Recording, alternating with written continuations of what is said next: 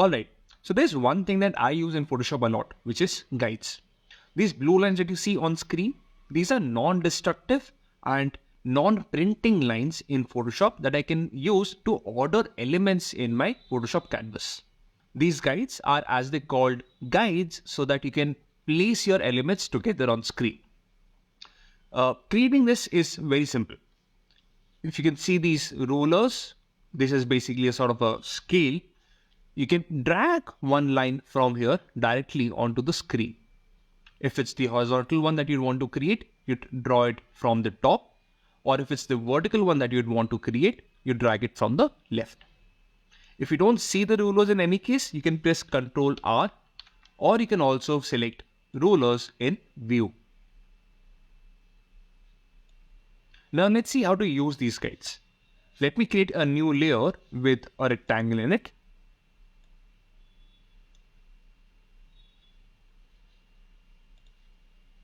Now with this layer, you can see when I'm moving it, of course there are guides which are across the entire document, the pink ones, and you can see how the layer or the element snaps right into place where the guides are. Maybe if it's in the corner or if it's right over here, somewhere in the center.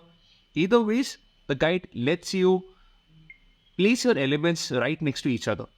In case you're not convinced with the snapping and you'd want to turn it off, you can actually go to View, Snap to, and turn off snapping to guides. Snapping basically means moving the layer in position in accordance to one of the guides or layers or the document bounds. Let me turn all of these off and show what happens with that.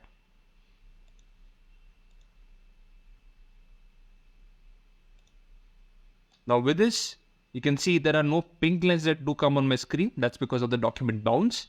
And then there's no snapping that's happening around the guides either. I can turn that on, go back to Snap to, and click on guides. Now with the snapping on, you can see how the layer very easily snaps right in place. In case you want to move the guide around, of course you can do that by selecting it with the move tool and move it across the document.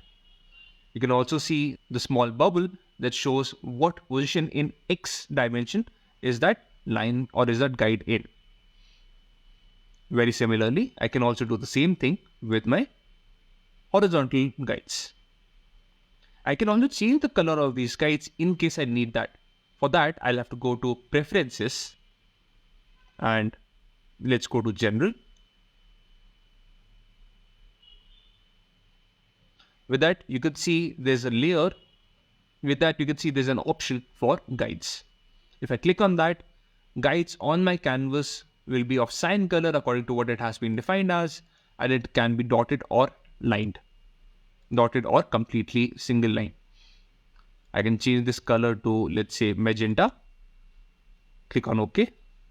And every new guide that I'll probably bring on over here is going to be in magenta color. That's it. That's a quick introduction about guides and rulers, and let's see how we'll use that in the future.